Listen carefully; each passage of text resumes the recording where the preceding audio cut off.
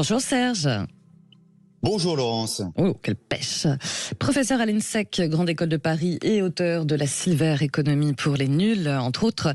Alors dites-moi avec vous Serge, on a vu ce dernier rapport là qui vient de tomber, Mercer, qui est un cabinet de conseil en RH, près d'un Français sur deux, c'est énorme, a été en arrêt de travail en 2022.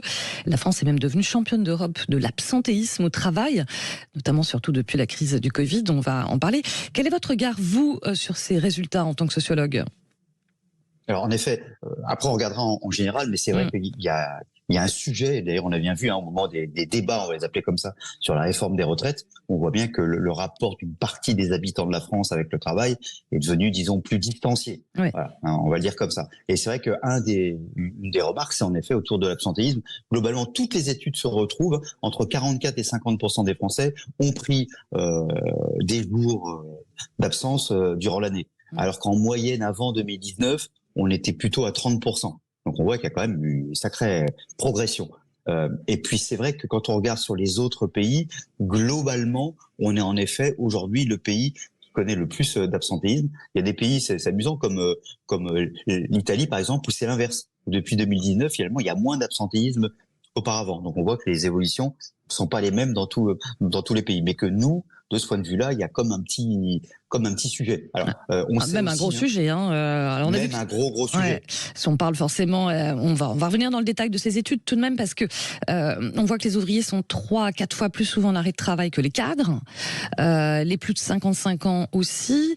Ça touche plus le secteur public que privé.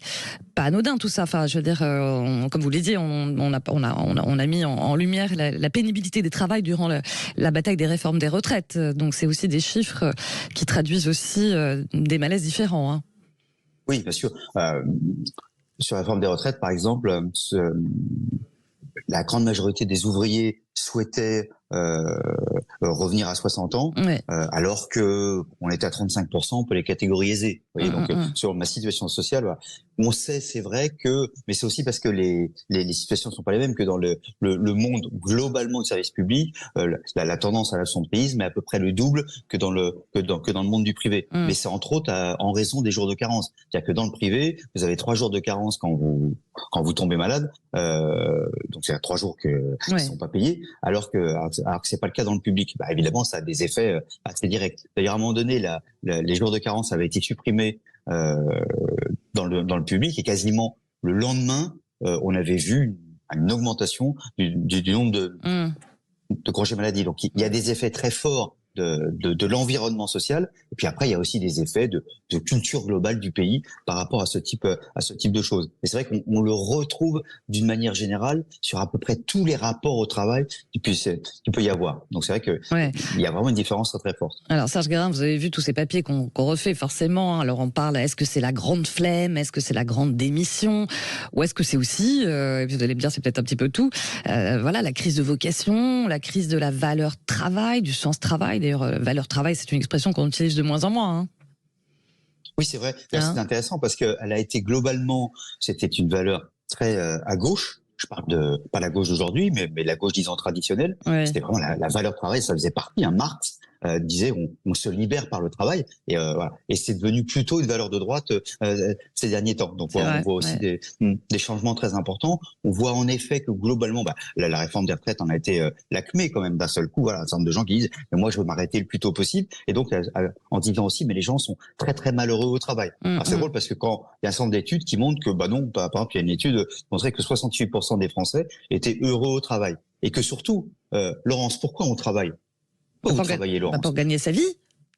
Oui, mais pas seulement. Par exemple, pour être. Voyez, pour. Et vous, pourquoi vous travaillez, mon cher sociologue? Je vous retourne la question. Il y avait une étude du Voice qui montrait que, en fin de compte, la première raison, c'était 80%, c'était ce qu'ils appréciaient le plus dans le travail, c'était leur relation avec les collègues. Oui. Donc, en fin de compte, le travail, c'est aussi un lien avec les autres. Et ça a toujours été ça. D'ailleurs, du coup, je sais pas, vous êtes, par exemple, en télétravail, la question du lien avec les autres, elle est moins forte. Elle se pose. D'ailleurs, elle est de plus en plus remise en cause avec beaucoup de salariés qui souffrent d'isolement, aussi. Oui. Exactement. Il y a la question de la reconnaissance. En France, les gens disent plus que dans d'autres pays, je me sens pas reconnu au travail. Il y a la question du management, où j'ai sans doute moins que dans d'autres pays, on me laisse de l'autonomie. Vous voyez, donc tous ces éléments-là ont aussi, aussi d'importance. Et pourtant, on n'a jamais fait autant de débats sur le management qui doit être plus horizontal, plus dans la concertation. Les entreprises ont du mal à bouger à ce sujet ou pas?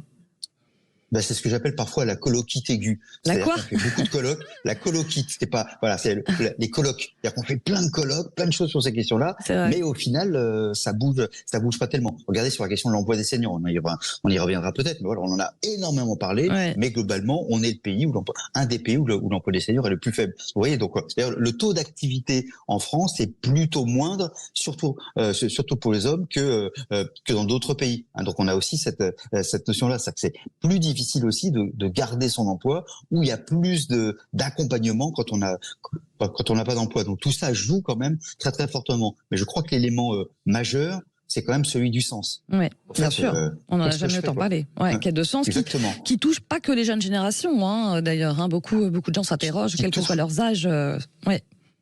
Ah, vous avez parfaitement raison. Ça touche, alors là, toutes les générations, c'est quelque chose, mais c'est même intergénérationnel. Parce que c'est même parfois au sein de l'entreprise où justement, s'il y a une problématique de relation au travail et pourquoi pas une problématique d'intergénération, c'est aussi derrière, c'est la question du sens. Comment je transmets, si j'ai un savoir, par exemple, une expérience, comment je la transmets, et inversement, comment aussi des plus jeunes me font passer des informations, des compétences autour, par exemple, des technologies. Donc on voit bien que cette question-là, elle est très très centrale. Donc c'est la qualité, je dirais, de la relation au travail qui compte beaucoup. Et puis c'est vrai que vous aviez raison, on a parlé beaucoup de grandes flemmes. Il y avait une étude qui montrait qu'en 20 ans, quand on demande aux gens est-ce que le travail c'est très important, c'était dans les années 2000, c'était 60% des gens qui disaient c'est très, très important. Aujourd'hui, c'est 24%.